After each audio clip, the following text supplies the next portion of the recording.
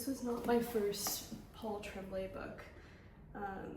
It was probably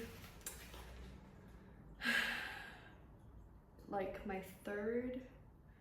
The other one that I know that I've read is the Paul Bearers Club, which I talked about before.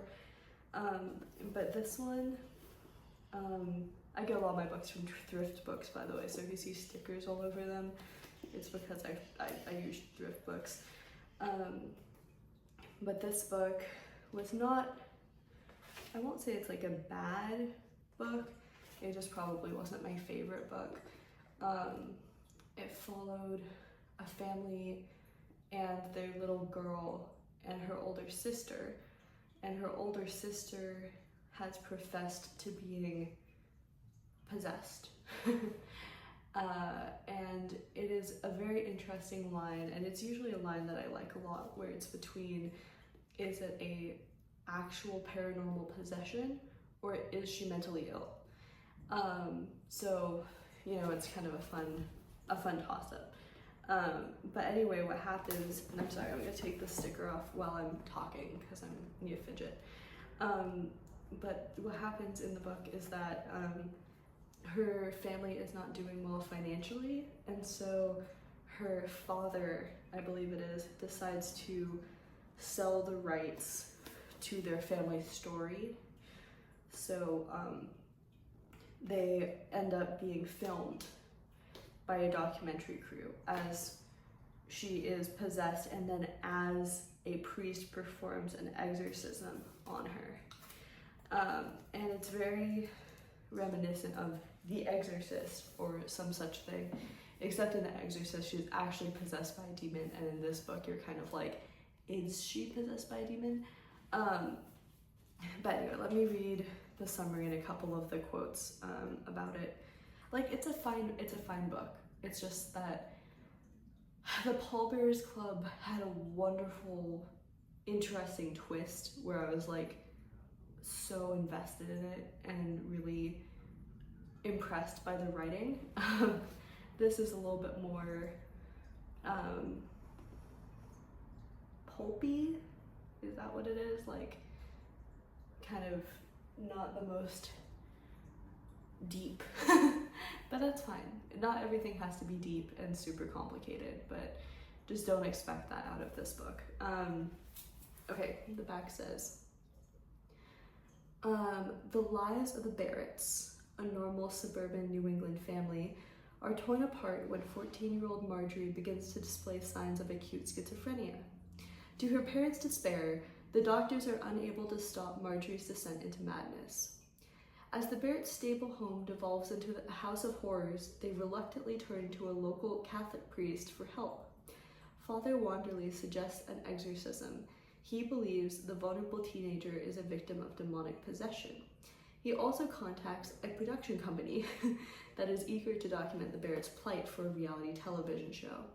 With John, Marjorie's father, out of work for more than a year and medical bills looming, the family reluctantly agrees to be filmed, never imagining that The Possession would become an instant hit. When events in the Barrett household explode in tragedy, the show and the shocking incidents it captures becomes the stuff of urban legend. 15 years later, a best-selling writer interviews Marjorie's younger sister Mary, as she recalls those long ago events that took place when she was just 8 years old. Secrets and painful memories that clash with what was broadcast on television begin to surface, and a mind-bending tale of psychological horror is unleashed, raising vexing questions about memory and reality, science and religion, and the very nature of evil. Just a quick comment. I feel as though one of the interesting points in the book is that the family was never really religious before. And that the father, once he's out of work and feeling hopeless, begins to go further and further and further down into religious extremism, which is why he's so willing to have a priest come and do the exorcism. And it honestly, like, I think it's an interesting experience to see the difference between his descent into religion, and then the mom, her reaction to his descent into religion, and also how she kind of mediates and tries to help marry the younger sister who's being interviewed. It's like a past present thing, so she's being interviewed in the present, thinking about the past. It's an interesting,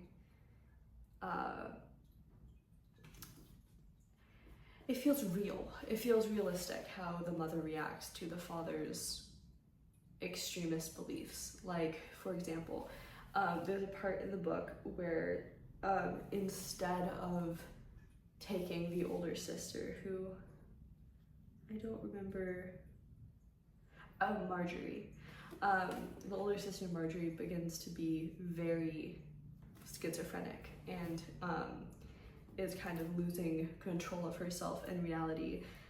She's having psychologist visits, like she's going to see a therapist, psychologist, and her father gets really freaked out by how she's acting in the car, and instead of taking her to her psych visit, he instead takes her to the church to see a priest.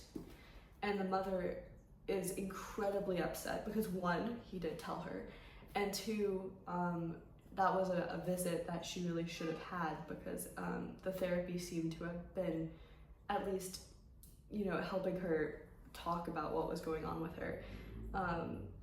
And the priest was not a licensed, psychiatrist, psychologist, therapist. So I think she felt very betrayed by that kind of going behind her back to go see the priest.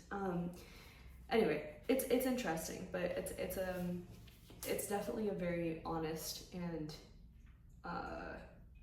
intense family dynamic. Stephen King says, "A head full of ghosts scared the living hell out of me, and I'm pretty hard to scare." There's a couple of moments that are pretty scary, but I feel like I've just watched a lot of, supernatural possession stuff, so I'm like, it felt kind of repetitive, I guess. It didn't feel entirely new.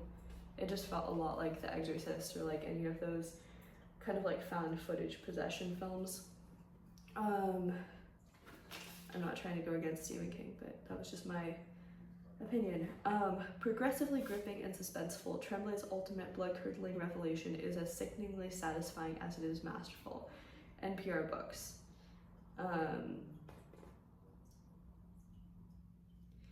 Stephen Jones, who we've talked about before, said, "A head full of ghosts doesn't end just because you close the book. Some horror, it bleeds through the pages, gets onto your hands, stays with you. You'll be thinking about this one long after you've read it."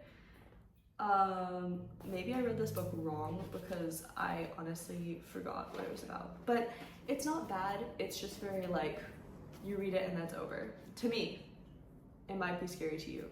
And that's fine. Everyone has their own feelings. So don't come at me, Stephen King, I'm sorry.